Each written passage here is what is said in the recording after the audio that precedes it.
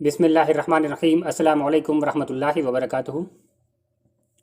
आज हम इंशाअल्लाह ताला एक बहुत अहम रिवायत पर गुफ्तगू करेंगे, और वो रिवायत ये है कि हज़रत अली रज़ियल्लाहु ताला अन्हु फरमाते हैं कि जो शख्स मुझे हज़रत अबू बकर और हज़रत उमर पर फजीलत देगा, यानी कि जो शख्स मुझे हज़रत अबू बकर से और हज़रत उमर से अफजल कहेगा, मैं उसे मुफ्तरी की सज़ा दूंगा, यानी कि 80 कोड़े मारूंगा। मुफ्तरी कहते हैं इल्ज़ाम लगाने वाले को। तो हज़रत अली फरमाते हैं कि जो शख्स मुझे हज़रत अबू बकर से और हज़रत उमर से अफजल कहेगा, मैं उसे अपने ऊपर इल्ज़ाम लगाने वाले की सज़ा दूंगा। और वो सज़ा क्या है? वो है 80 कोड़े, यानी कि फरमाते हैं कि मैं 80 कोड़े उसे मारूंगा। ये जो रिवायत है ये बहुत सारी किताबों में मौजूद है, लेकिन शिया हज़रात इस रिवायत को ज़ईफ़ साबित करने की नाकाम कोशिश करते हैं। तो आज की इस वीडियो में हम इंशाअल्लाह ताला ये रिवायत आपके सामने पेश करेंगे, और कुतुब अहादीस में कहाँ कहाँ पर ये रिवायत मौजूद है वो भी आपके सामने पेश करेंगे, और जो एतराज़ शिया करते हैं उनके एतराज़ का जवाब भी आपके सामने दलील के साथ में पेश करेंगे। तो आइए इस रिवायत पर सबसे पहले सबसे मजबूत दलील आपके सामने पेश करता हूँ। इमाम बुखारी से भी पहले के एक बड़े मुहद्दिस हैं इमाम अबू इसहाक़ फ़ुज़ारी। ये अपनी किताब सियर में सफ़ा नंबर 327 पर रिवायत नकल करते हैं, पूरी सनद बयान करते हैं, और रिवायत के आखिरी के जो अल्फाज हैं वो यही हैं कि हज़रत अली रज़ियल्लाहु ताला अन्हु फरमाते हैं कि मुझे किसी की भी तरफ से ये बात पहुंची कि वो मुझे हज़रत अबू बकर और हज़रत उमर पर फजीलत देता है, यानी कि उनसे अफजल मानता है, तो मैं उसे मुफ्तरी यानी इल्ज़ाम लगाने वाले की सज़ा दूंगा। तो शरीयत में क्योंकि इल्ज़ाम लगाने वाले की सज़ा, मुफ्तरी की सज़ा 80 कोड़े होती है, तो हज़रत अली फरमाते हैं कि जो शख्स मुझे हज़रत अबू बकर से और हज़रत उमर से अफजल कहेगा, मैं उससे 80 कोड़े मारूंगा। इस रिवायत पर शिया एतराज़ करते हैं, और वो ये कहते हैं कि इस रिवायत में एक रावी है अबू ज़ारा, कहते हैं कि ये मजहूल है। मजहूल यानी कि इनके बारे में मुहद्दिसीन को कुछ पता नहीं कि ये कैसा रावी था, कहाँ का रहने वाला था, सच्चा था, झूठा था, वगैरह वगैरह, मुहद्दिसीन को कुछ नहीं पता। तो शिया हज़रात कहते हैं कि ये रावी मजहूल है, यानी कि मुहद्दिसीन को इसके बारे में कुछ नहीं पता।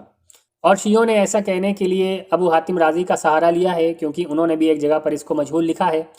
तो आपको बता दूं कि कोई मुहद्दिस जब किसी रावी को मजहूल कहता है तो इसका ये मतलब नहीं होता कि वो जो रावी है वो एतबार से साकित हो गया, वो नीचे गिर गया, बल्कि ये मतलब होता है कि उस मुहद्दिस को उस रावी के बारे में डिटेल्स नहीं मिल सकी, इस वजह से उसने लिखा कि ये मजहूल है, यानी कि मुझे नहीं पता कि ये रावी कौन है, कहाँ का रहने वाला है, कैसा है, वगैरह वगैरह। तो असल में लफ्ज़ मजहूल ये कोई जरा नहीं होती, बल्कि ये लाइल्मी होती है कि कोई मुहद्दिस इस बारे में बयान कर रहा है कि मुझे इस रावी के बारे में नहीं पता। लेकिन फिर जब कुतुब रिजाल में उस रावी की डिटेल्स मिल जाएं और उसकी तौसीक मिल जाए, तो फिर ये जो मजहूल का लफ्ज़ है ये ख़त्म हो जाता है और उस रावी की रिवायतें मकबूल हो जाती हैं। तो अब शियों ने जो एतराज़ किया है कि इसका रावी अबू ज़ारा मजहूल है, तो आइए इसका जवाब देता हूँ कि ये रावी मजहूल नहीं है, बल्कि सिक़ा और ताबई है। इमाम अजली उन्हें अपनी किताब मारिफतुस सिक़ात में सफ़ा नंबर 403 पर दर्ज किया है, और ये भी लिखा है कि उनसे इब्ने उयैना जैसे बड़े मुहद्दिस रिवायत करते हैं। इसी तरह इमाम इब्ने साद इनके बारे में अपनी किताब तबक़ात इब्ने साद में जिल्द नंबर 6 सफ़ा नंबर 211 पर लिखते हैं, उनका नाम अब्दुल्ला बिन हानी है, और ये हज़रत अली और इब्ने मसूद रज़ियल्लाहु अन्हुमा से रिवायत करते हैं, और ये सिक़ा हैं, यानी कि भरोसेमंद हैं। तो साबित हुआ कि ये जो रावी हैं ये भरोसेमंद रावी भी हैं, और ये ताबई हैं। ये डायरेक्टली हज़रत अली से भी रिवायतें लेते हैं और हज़रत अब्दुल्ला बिन मसूद से भी रिवायतें लेते हैं। तो ये जो रावी हैं ये सिक़ा भी हैं और ताबई भी हैं। मुहद्दिसीन को इनकी डिटेल्स मिली हुई हैं, उन्होंने अपनी अपनी किताबों में लिखा हुआ है। इसलिए अबू हातिम राज़ी का ये जो कहना था कि ये मजहूल है, अब उसका एतबार नहीं होगा, क्योंकि इस रावी की डिटेल्स मुहद्दिसीन को मिली हुई हैं और उन्होंने बयान किया है कि ये रावी भरोसेमंद रावी है और ये ताबई है। इसलिए ये जो रिवायत मैंने आपके सामने पेश की है 80 कोड़े वाली, जिस सनद से पेश की है किताब सियर के हवाले से, ये सनद बिल्कुल सही है और ये रिवायत बिल्कुल सही है। आइए अब इसके अलावा भी कुछ और किताबों से हवाले आपके सामने पेश करता हूँ, मगर ये याद रहे कि ये जो रिवायत है सही सनद के सामने ऑलरेडी हम आपके सामने प्रूव कर चुके हैं। اب جتنی بھی سندیں آپ کے سامنے پیش کروں گا، جتنے بھی حوالے آپ کے سامنے پیش کروں گا، ان میں سے اگر کسی سند پر کوئی اعتراض کر بھی دے، کسی راوی پر کوئی جرح کر بھی دے، تو اس سے فرق نہیں پڑتا، کیونکہ اب جتنے بھی دلائل ہم پیش کرنے والے ہیں یہ صرف تقویت کے لیے ہیں، اصل حدیث تو پہلے ہی ثابت ہو چکی ہے۔ امام ابن عساکر اپنی کتاب تاریخ دمشق میں جلد نمبر 30 صفحہ نمبر 382 اور 383 پر لکھتے ہیں، یہاں پر بھی امام ابن عساکر نے اسی روایت کو نقل کیا ہے، 2 سند کے ساتھ میں نقل کیا ہے۔ سب سے پہلے جو اوپر ہم روایت آپ کے سامنے ثابت کر چکے ہیں کتاب السیر والی، اس میں حضرت علی سے جنہوں نے اس بات کو سنا تھا، 80 کوڑے والی بات کہنے کو، وہ راوی تھے سوید بن غفلہ۔ اب یہاں پر امام ابن عساکر نے جو 2 سندیں لکھی ہوئی ہیں، ان میں سے پہلی روایت میں حضرت علی سے حجل نے سنا ہے، اور دوسری روایت میں حضرت علی سے عبد الرحمن بن ابو لیلہ نے سنا ہے۔ امام احمد بن حنبل نے بھی اسے اپنی کتاب فضائل صحابہ میں صفحہ نمبر 336 پر نقل کیا ہے۔ یہاں پر جو سند لکھی ہے امام احمد نے، اس میں حضرت علی سے سننے والے حضرت علقمہ بن قیس ہیں۔ امام ابن ابی عاصم نے اپنی کتاب السنہ میں صفحہ نمبر 575 پر اسی روایت کو نقل کیا ہے، اور یہاں پر حضرت علی سے سننے والے راوی حکم بن جہل ہیں۔ امام آجری نے اپنی کتاب الشریعہ میں جلد نمبر 3 صفحہ نمبر 429 پر یہی روایت نقل کی ہے،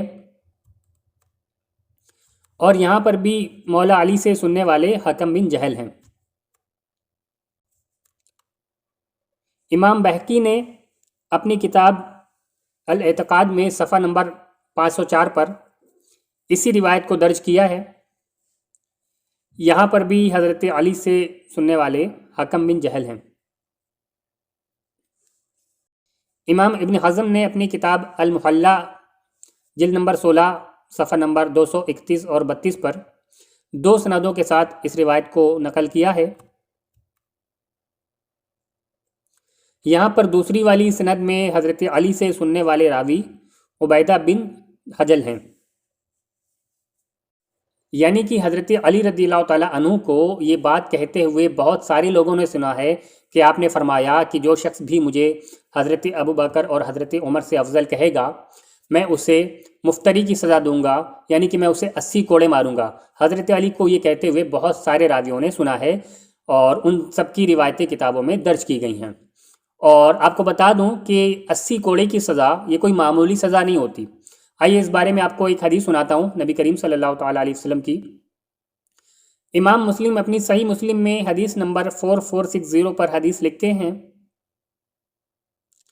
ابو بردہ انصاری رضی اللہ تعالیٰ عنہ سے روایت ہے کہ انہوں نے رسول اللہ صلی اللہ تعالیٰ علیہ وسلم کو فرماتے ہوئے سنا۔ آپ صلی اللہ علیہ وسلم فرماتے تھے، کوئی شخص اللہ کی حدود میں کسی حد کے علاوہ، یعنی کسی بڑے جرم کے علاوہ جہاں پر حد لگ جاتی ہے، 10 کوڑوں سے زیادہ نہ لگائے۔ تو یعنی کہ جب تک کسی انسان سے بہت بڑا جرم ثابت نہ ہو جائے، تب تک 10 کوڑے سے زیادہ کسی کو مارنا جائز نہیں ہے۔ اب آئیے ایک اور حدیث سناتا ہوں۔ امام بخاری اپنی صحیح بخاری میں حدیث نمبر 6773 پر حدیث لکھتے ہیں، حضرت انس بن مالک رضی اللہ تعالیٰ عنہ نے بیان کیا کہ نبی کریم صلی اللہ علیہ وسلم نے شراب پینے پر چھڑی اور جوتے سے مارا تھا، اور حضرت ابو بکر نے 40 کوڑے مارے تھے۔ تو یعنی کہ شراب جو کہ قطعی حرام ہے، اس کی حرمت میں کوئی شک بھی نہیں کیا جا سکتا، اس کے باوجود شراب پینے والے کی جو سزا ہے وہ 40 کوڑے ہے۔ لیکن حضرت علی کیا فرماتے ہیں کہ جو شخص مجھے حضرت ابو بکر اور حضرت عمر سے افضل کہے گا، میں اسے 80 کوڑے ماروں گا۔ تو آپ اندازہ لگا سکتے ہیں کہ شراب پینا کتنا بڑا جرم ہے، اور اس کی سزا 40 کوڑے ہے، لیکن حضرت علی کو حضرت ابو بکر سے افضل کہنے کی سزا 80 کوڑے ہے۔ تو آپ اندازہ لگائیں کہ حضرت علی رضی اللہ تعالیٰ عنہ کے نزدیک یہ مسئلہ کتنا سخت ہے، اور ایسا کہنے والا شخص حضرت علی کی نظر میں کتنا بڑا مجرم ہے۔ آج کل ایک عجیب سی ہوا چلی ہوئی ہے کہ خود کو مولائی کہنے والے کچھ لوگ ہیں جو حضرت علی رضی اللہ تعالیٰ عنہ کو تمام صحابہ میں سب سے افضل بتاتے ہیں، اور انہیں یہ لگتا ہے کہ اس طرح کہنے سے حضرت علی ان سے خوش ہو جائیں گے، تو انہیں یہ اچھی طرح سے سمجھ لینا چاہیے کہ ان کے ایسا کہنے سے حضرت علی سخت ناراض ہوتے ہیں، اور ایسا کہنے والوں کے لیے حضرت علی نے اپنا فیصلہ سنا دیا ہے کہ وہ ایسا کہنے والے کو 80 کوڑے ماریں گے۔ اسی طرح شیعہ رافضی بھی حضرت علی کو حضرت ابوبکر اور حضرت عمر سے سب سے افضل بتاتے ہیں، تو انہیں بھی یہ سمجھ لینا چاہیے کہ حضرت علی نے اپنا فیصلہ سنا دیا کہ ایسے لوگوں کو 80 کوڑے مارے جانے چاہیے۔ اگر آپ واقعی حضرت علی رضی اللہ تعالیٰ عنہ سے سچی محبت کرنے والے ہیں تو پھر آپ کو حضرت علی رضی اللہ تعالیٰ عنہ کی بات ضرور ماننی چاہیے۔ اللہ تعالیٰ ہم سب کو حق کہنے، حق سننے اور حق کو قبول کرنے کی توفیق عطا فرمائے۔ ویڈیو پسند آئی ہو تو اسے زیادہ سے زیادہ لائک کریں، چینل کو سبسکرائب کریں، اپنے دوست احباب کو شیئر کریں، ہو سکتا ہے آپ کے ذریعے کسی کی اصلاح ہو جائے۔ السلام علیکم ورحمۃ اللہ وبرکاتہ۔